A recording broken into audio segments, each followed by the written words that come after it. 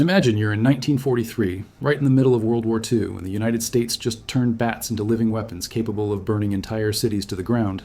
No, you're not watching a science fiction movie. This really happened. And the most insane part? It almost worked perfectly. Almost destroyed an American military base in the process. And the man behind this crazy idea was a dentist. Yes, a regular dentist who had an idea so absurd that the President of the United States himself said it was worth trying. But tell me, have you ever heard about bats being used as weapons? Comment down below where you're watching from and if you'd have the courage to hold a bat with a bomb strapped to it. Because this story is going to blow your mind from beginning to end. It was December 7th, 1941. A Sunday that would change history forever. Pearl Harbor had just been bombed by the Japanese. Thousands of Americans were dead. The United States was officially entering World War II. And while the entire country was in shock, processing the tragedy that had just happened, a 60-year-old man was driving his car along the roads of New Mexico with his head boiling with ideas. This man was named Lytle S. Adams. He was a dentist from Pennsylvania. But he wasn't an ordinary dentist, no. Adams was also an inventor, pilot, and a guy who wasn't afraid to think outside the box. Way outside the box. He was driving home from vacation, and you know where he was coming back from? From Carlsbad Caverns in New Mexico. An incredible place. Famous for its giant rock formations and tunnels that seem endless. But Carlsbad is famous for something else too. For the bats. Millions of them. Literally millions. Adams had been amazed watching that scene. Immense clouds of bats leaving the caverns at dusk, darkening the sky, flying in formation like an organized army of nature. It was something mesmerizing, impossible to forget. And that's when, driving alone on the highway, listening to news of the Pearl Harbor attack on the radio, Adams's mind started making bizarre connections. He thought about the bats. Millions of them. He thought about Japanese buildings, most made of wood, rice paper, bamboo, highly flammable materials. And then he thought, what if we could put these two things together? What if we could use bats as weapons? Sounds crazy, doesn't it? You watching right now must be thinking the man had lost his marbles. But wait, the idea wasn't as crazy as it sounds. Adams knew that bats can carry weight. Females carry their pups while flying, sometimes even twins. This means they can fly carrying more than their own body weight. Besides that, bats can be put into hibernation. In this state, they don't need food, they don't move, they don't do anything. They stay quiet, in a state of dormancy, perfect for transport. And there's more. Bats are nocturnal animals. They fly at night, and when the sun starts to rise, they look for dark places to hide. Attics, roof eaves, cracks in buildings, exactly the kind of place that exists by the thousands in Japanese cities. Adams got home and couldn't get the idea out of his head. He spent weeks developing the concept. And in January 1942, just over a month after the Pearl Harbor attack, he did something that few could pull off. He wrote a letter to the White House, to President Roosevelt himself, explaining his idea of turning bats into living bombs. Can you imagine the scene? A dentist sending a letter to the President of the United States in the middle of World War II talking about bats? Normally, a letter like that would go straight in the trash. But Adams had an ace up his sleeve. He knew Eleanor Roosevelt, the First Lady. They had met years before, when Adams presented another of his crazy inventions, an airmail system where planes didn't need to land to pick up cargo. So Adams' letter didn't end up in the trash. It ended up on Roosevelt's desk. And you know what the president wrote after reading it? He sent a note to his advisor, William Donovan, that said the following: "This man is not a nut. It looks like a perfectly wild idea, but is worth looking into." Can you believe that? The President of the United States, in the middle of the biggest war in human history, officially authorized the investigation of bat bombs, and that's how one of the most bizarre and secret projects of World War II was born. The American Army took control of the operation. Scientists, biologists, chemists, and engineers were recruited. The objective was simple: turn Adams' crazy idea into a functional weapon. But how exactly would this work? Well, the plan was as follows. First, they needed the right bats. The species chosen was the Mexican free-tailed bat, the same one Adams had seen in Carlsbad. These bats were perfect, small, abundant in the millions, and capable of carrying weight. Thousands of these bats would be captured and put into hibernation through refrigeration. While they were sleeping, a small incendiary bomb would be attached to each one of them. And when I say small, it's really small. The man in charge of developing these bombs was Louis Fieser, a chemist from Harvard, the same guy who had invented napalm. That's right, napalm. Fieser designed two versions of the bomb, one weighing 17 grams and another 28 grams. The smaller one produced a 10-inch flame that burned for 4 minutes. The larger one produced a 12-inch flame that burned for 6 minutes. These mini bombs were made with kerosene and equipped with a timed fuse. The fuse was brilliant. It used a copper chloride solution that corroded a small metal wire. When the wire broke completely, it released a pin that started combustion. Are you following the craziness of this? Miniaturized chemical bombs attached to living animals. To attach the bomb to the bat, they used a surgical clip and a piece of string. The idea was that, after being released, the bat would try to get rid of the weight, biting the string and releasing the clip. If it succeeded, it would fly away before the explosion. If it didn't, well, you can't make an omelet without breaking some eggs, or in this case, without frying some bats. But the most ingenious part of the whole plan was the delivery system. How do you take thousands of bats with bombs to Japan? They created a kind of giant bomb, a metal casing shaped like a bomb that could be carried by bombers. Inside this casing were multiple stacked trays, each with compartments. Each compartment had capacity for one hibernating bat. In total, each bomb could carry more than 1,000 bats. The operational plan was as follows. B-25 bombers would take off at dawn heading toward Japanese cities. They would fly at high altitude and over the target drop the bat bombs. During the fall, at about 5,000 feet altitude, a parachute would open automatically, slowing the descent. At this height, the sides of the casing would open, releasing the bats. The cold air of the high altitude and the gradual fall would give time for the bats to wake up from hibernation. And here comes the masterstroke. The bombings would happen just before dawn, precisely the time when bats look for places to shelter from daylight. So, upon waking up and finding themselves in full flight over a city, the bats would do what they naturally do. They would fly to the nearest place that offered shelter. Eaves, attics, cracks between roofs, wooden structures, hidden places, dry places, perfect places to hide. And remember, Japanese houses and buildings were mostly made of wood, bamboo, and paper, extremely flammable materials. 30 minutes after waking up, the bomb fuses would finish their countdown. The pins would be released, and hundreds, maybe thousands of small fires would start simultaneously at different points in the city, in inaccessible places, in places no one would be watching, in places where the fire would have time to establish itself before being discovered. The theory was devastating. A single B-25 bomber could carry several of these bat bombs. Each bomb would release more than 1,000 bats. Each bat would start a fire. Do the math. Thousands of simultaneous fires in a 40-mile radius. Firefighters would have no way to deal with this. The city would be consumed by flames. And the most disturbing part? Almost no civilian casualties initially. The bats weren't programmed to attack people, just to hide in structures. The fire would come later, giving time for evacuation. At least that's what Adams argued. But would this really work in practice? You must be wondering if they tested this craziness. And the answer is yes. They tested it, exhaustively. And the results were absolutely insane. In 1943, the American Army started capturing bats in Carlsbad caverns. Thousands of them. The poor creatures were removed from the caves, placed in refrigerated boxes, and transported to military bases. The first big test happened in May 1943 at Carlsbad Army Air Base in New Mexico, the same area where Adams had the original idea. Ironic, isn't it? The test was supposed to be simple. A B-25 bomber would drop a bat bomb equipped with fake incendiary devices, just to see if the parachute system worked and if the bats dispersed correctly. The bomber took off, climbed to the correct altitude, dropped the bomb. The parachute opened, the bomb descended smoothly. The compartments opened, and the bats flew out. It worked perfectly, too perfectly. The bats dispersed and disappeared over the horizon, but there was a problem. A strong and unexpected wind carried the bats much farther than expected. They vanished. There was no way to photograph, no way to document. The Signal Corps photographers who were there to record everything were left empty-handed, so someone had a brilliant idea. Let's do it again, but this time with real bombs. That way we can see if it really works. Louis Fieser, the chemist who had invented the mini-bombs, was there. He approved the idea. They prepared more bats, this time equipped with real incendiary bombs, activated and programmed. They placed 6 bats in hibernation, attached the bombs, prepared everything for photos and filming, but there's a detail that nobody considered: the heat of New Mexico. It was very hot that day, and while they prepared the bats for photos, the heat started waking them from hibernation. The bats started moving, started waking up. And suddenly, before anyone could do anything, the bats woke up completely. And flew. Where to? To the nearest buildings. The air traffic control tower.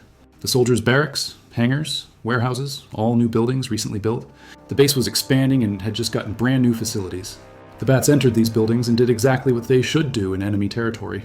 They hid in wooden beams, in attics, in cracks. And then, 30 minutes later, the inevitable happened. Boom. The bombs exploded. They weren't big explosions. They were small fires, but in strategic places, in wooden structures, in hard-to-reach locations, and the fire started spreading. The base started catching fire. And here comes the most insane part. To maintain the project's secrecy, firefighting resources weren't activated immediately. They didn't want common soldiers to discover what was being tested, so they let the fire burn a bit longer than it should. When they finally started fighting the flames, it was too late. Large parts of the base were destroyed. The control tower, the barracks, other facilities, everything consumed by fire, caused by half a dozen bats with little bombs weighing just a few grams. The base commander was absolutely furious. His brand new base was in ashes because of bats. American bats, tested by Americans, on American soil. But you know what's funny? That disaster proved the idea worked. It worked incredibly well. If 6 bats caused that damage, imagine 1,000. Imagine 10,000. Imagine thousands of bat bombs being released over Tokyo, Osaka, Nagoya. Entire cities built of wood and paper. It would be devastating. Absolutely devastating. Official reports confirmed this. An observer from the National Defense Research Committee wrote, "It was concluded that X-ray is an effective weapon." The chief of incendiary testing was even more specific. He calculated that, weight for weight, bat bombs were more effective than conventional incendiary bombs. A conventional bomb could start between 167 and 400 fires per bomber load. A load of bat bombs could start between 3,625 and 4,748 fires. Let me repeat that. Almost 5,000 simultaneous fires with a single bomber load.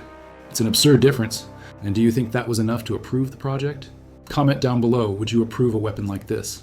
After the incident with the burned base, the Army got a bit gun-shy about the whole project. So they did what they always do when something is too complicated. They passed the buck. In August 1943, the project was transferred to the United States Navy, and the Navy, in turn, handed it to the Marine Corps. It was at this moment that the project got its official code name, Project X-ray, and the Marines took it seriously. Very seriously. They placed guards at the bat caves of Texas and New Mexico. Carlsbad and other important caves were fenced and watched 24 hours a day. No one could approach. No one could know what was happening. Thousands of bats continued being captured and transported to secret facilities. Testing continued. Now at the Marine Corps Air Station in El Centro, California. There, far from curious eyes, they perfected the system. They created better trays to accommodate the bats inside the bombs. They developed more reliable opening mechanisms. They improved the parachute system. They refined the mini-bomb fuses. They adjusted detonation times. They tested different launch altitudes. They experimented with different bombing times. They did dozens of tests. And then, in December 1943, came the time for the definitive test. The test that would decide the future of Project X-ray. For this test, they wouldn't use an American military base. They couldn't risk another incident like Carlsbad, so they went to a special place. A place that few people know existed. Dugway Proving Ground in Utah. And there, in that remote place in the desert, the American military had built something surreal. A fake Japanese village. That's right, a full-scale replica of a typical Japanese village. Houses built exactly like houses in Japan. Wood, bamboo, rice paper, everything authentic. Architects and engineers had studied photos, blueprints, and intelligence reports. They wanted it to be as realistic as possible. And why? To test incendiary weapons. To see how different types of bombs would behave in a Japanese urban environment. And now, this fake village would be the stage for the definitive test of bat bombs. Can you imagine the scene? A Japanese village in the middle of the Utah desert. Hundreds of wooden buildings. Everything prepared like a huge movie set. And in the sky, a bomber approaching, carrying thousands of bats armed with miniaturized napalm. Sounds like movie stuff, but it was real. Absolutely real. The bomber made its approach, dropped the bat bombs. The parachutes opened. The bombs descended smoothly. The compartments opened, and the bats woke up. They flew. They dispersed over the fake village. And they did exactly what they should do. They entered the houses. They hid in the structures, in the roofs, in the eaves, in the beams. And then, half an hour later, the fires began. Small fires in dozens of different places, in inaccessible places, in places that firefighters couldn't reach quickly. And the fire spread, from house to house, from structure to structure. In a few hours, large parts of the village were in flames. The test was an absolute success. The reports were enthusiastic. A reasonable number of destructive fires can be started in spite of the extremely small size of the units, wrote the chief of incendiary testing.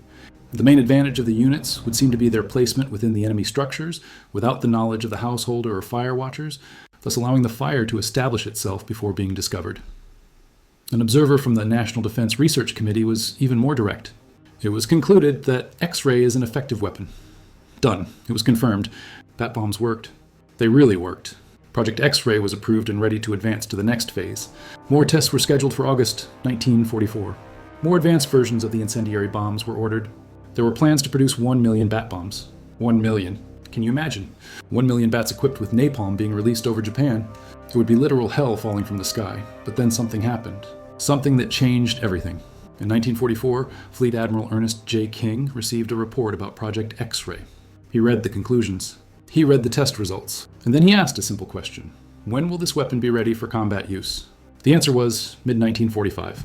At minimum, they still needed more testing, more adjustments, more crew training, more mass production of components. King took the report, thought for a moment, and then made a decision. He canceled the project. Completely. At that moment, the United States had already invested about $2 million in Project X-ray. In today's values, that would be equivalent to about $35 million. Lots of money, lots of time, lots of effort. And everything went down the drain with a stroke of the pen. Why? What had happened? Because there was another project, an ultra-secret project that was consuming gigantic resources, a project that promised to end the war once and for all. The Manhattan Project, the atomic bomb. The American government was in a race against time. It needed to end the war as quickly as possible, and it had to choose where to concentrate its resources. Scientists, money, materials, attention. It had to choose between bats with mini napalm bombs or the most destructive weapon ever created by humanity. And they chose the atomic bomb. Not because bat bombs didn't work. They worked. The tests proved that. But because they wouldn't be ready in time. Mid-1945 was too late. The war needed to end sooner, and the atomic bomb promised that. So Project X-ray was officially terminated. The bats were released. The scientists were relocated. The equipment was dismantled. And one of the most bizarre military projects in history became a footnote. Became a curiosity. Became forgotten history. But Adams never gave up on the idea. Until his death, he defended that bat bombs could have won the war with much less loss of life. Think of thousands of fires breaking out simultaneously over a circle of 40 miles in diameter for every bomb dropped, he would say. Japan could have been devastated, yet with small loss of life. And he had a point. The atomic bombs in Hiroshima and Nagasaki instantly killed more than 200,000 people. Most civilians. Bat bombs, in theory, would cause infrastructure destruction but give time for evacuation. Of course, this is debatable. Large-scale fires also kill lots of people. But compared to the instant destruction of a nuclear bomb, maybe Adams was right. But that's a question we'll never have an answer to, because bat bombs were never used in combat. We'll never know if they would really work in real war conditions, if the Japanese could develop countermeasures, if the bats would behave the same way over real cities, with people, movement, noise. Everything remained in the realm of theory. And there's another thing that's important to mention. Project X-ray wasn't the only crazy idea being developed during the war. The American military tested everything. Pigeons trained to guide missiles. Explosives disguised as dog poop. Incendiary balloons carried by air currents. Sounds like cartoon stuff, but it was all real. War makes people think of extreme solutions. And some of these solutions are so absurd they seem like jokes. But they weren't jokes. They were desperate attempts to find advantages. To save American lives. To shorten the war. Some worked. Others didn't. Bat bombs were in the middle ground. They worked in tests, but never had the chance to prove their real value. They were abandoned before being used, and the world moved on. The war ended in August 1945 with atomic bombs. Japan surrendered. Millions of lives were lost. History was written, and the bats returned to their caves, never knowing they almost became weapons of war. But the story doesn't end there, because Project X-ray left a strange legacy. First, it showed that apparently crazy ideas can have merit. Adams was a dentist. He wasn't a general. He wasn't a military scientist. He was a regular guy who had an idea and insisted on it. And his insistence led the United States government to spend millions of dollars and years of research. That says something about how innovation works. Sometimes the best ideas come from the most unexpected places. Second, the project showed how war accelerates technological development. The mini incendiary bombs developed by Fieser were extremely advanced for their time. Miniaturized, timed devices, specialized fuels, surgical attachment systems. All of this was developed in record time because of war pressure. And third, the story of bat bombs reminds us that World War II was much stranger than history books usually tell. We tend to think of the war in terms of great battles, heroes and villains, strategic decisions. But behind the scenes, there were hundreds of bizarre projects. Strange experiments, ideas that never made it to school textbooks. And many of these stories are fascinating. So what happened to the people involved in the project? Adams went back to his life as a dentist and inventor. He continued creating things. He developed a vending machine for fried chicken, seed bombs for reforesting prairies, several other inventions. He never stopped thinking outside the box. He died in 1970 at 89 years old, still defending that his bat bombs could have changed the course of the war. Louis Fieser, the Harvard chemist who invented napalm and developed the mini-bombs, had a more complicated career. After the war, he returned to academic research. He worked on organic chemistry, cancer research, several other projects, but he always carried the weight of having invented napalm, a substance that was used extensively in the Vietnam War and caused immense suffering. He died in 1977, and to this day there are debates about his legacy. Was he a chemistry genius who helped his country during the war? Or was he responsible for one of the cruelest weapons ever invented? Probably both. History is rarely that simple. And the bats? Well, they continue doing what they've always done. Flying at night, eating insects, living in caves. With no idea, they almost became instruments of global war. But there's one last question that needs to be asked. If bat bombs had been used, how would Japan have reacted? That's an interesting question. At first, they probably wouldn't even realize what was happening. Imagine the scene. It's dawn in Tokyo. Most people are sleeping. Suddenly, thousands of small fires start simultaneously in different parts of the city. In random places, attics, roofs, wooden structures, places where fires wouldn't normally start. Firefighters are called, but they can't keep up. There are too many outbreaks at once. The fire spreads. Entire neighborhoods start burning, and nobody understands why. There was no visible bombing. No conventional bombs fell. There are no craters. No big explosions. Just hundreds of small, apparently spontaneous fires. It would be terrifying. It would be confusing. It would be psychologically devastating. Eventually, of course, someone would find a dead bat with bomb remnants. Investigations would reveal what was happening. And then Japan would know. The Americans were using bats as weapons. How do you defend against that? How do you protect your city from thousands of flying animals carrying fire? It's not like shooting down planes. You can't build air raid shelters. There's no air raid siren that works. The bats are too small for radar. They fly too fast to be targeted, and there are many. Literally thousands. Tens of thousands if multiple bombers are used. The only defense would be to rebuild all the cities, replace wood with concrete, paper with metal, bamboo with bricks. But that would be impossible in the middle of a war. It would take years, cost fortunes. And meanwhile, bat bombs would keep falling. Night after night, city after city. It would be a logistical and psychological nightmare. Adams was right about one thing. Bat bombs would be an extremely effective psychological terror weapon, even more than conventional bombs. Because you don't see them coming. There's no way to prepare. There's no way to predict where the attack will happen. It's random. It's chaotic. It's impossible to control. And that's what makes a weapon truly terrifying. Not just the destruction it causes, but the uncertainty, the fear, the feeling that there's nothing you can do to protect yourself. So yes, maybe bat bombs could have had a significant impact on the war. Maybe they could have forced Japan to surrender without atomic bombs. Or maybe not. Maybe Japan would have found countermeasures. Maybe it would have adapted. War is unpredictable like that. We'll never know, but one thing is certain. Project X-ray is one of the most fascinating and bizarre stories of World War II. And it's a story that few people know. How many of you had heard about this before? Comment down below. I bet most hadn't had a clue. And that's exactly why these stories need to be told. Because history isn't just about the great battles everyone knows. It's also about the secret projects, the crazy ideas, the trial and error, the things that almost happened but didn't. And Project X-ray is all of that. An absolutely insane idea that, against all odds, almost worked. Almost changed the course of the war. Almost became one of the most effective weapons of the conflict. But fell by the wayside, cancelled, forgotten. Turned into a historical footnote. Even today, when someone mentions bat bombs, the reaction is disbelief. That can't be real. You're making that up. But no, it's real. It happened. The documents are there. The reports exist. The photos were taken. The money was spent. The tests were done. And it worked. It really worked. And now you know the story. You know that during World War II, the United States really tried to turn bats into living weapons. You know that a regular dentist had this idea after visiting a cave. You know that President Roosevelt personally approved the project. You know that Harvard scientists developed miniaturized napalm to attach to animals. You know that they built fake Japanese villages in the Utah desert to test effectiveness. You know that one of the tests worked so well, it burned down an American military base. You know that official reports confirmed the weapon was effective. And you know it was canceled, not because it didn't work, but because something even more destructive was being developed. The atomic bomb. It's a story that sounds like fiction, but is reality. It's bizarre, it's disturbing, it's fascinating, and it's real. Completely real. So next time you see a bat flying at night, remember, these small animals almost became one of the most effective weapons of the biggest war in human history. They almost set entire cities on fire. They almost changed the course of history. But they didn't. They remained just bats, flying in the night, eating insects, living their bat lives, with no idea that for a brief moment in time, humanity seriously considered using them to destroy cities. It's strange when you stop to think about it.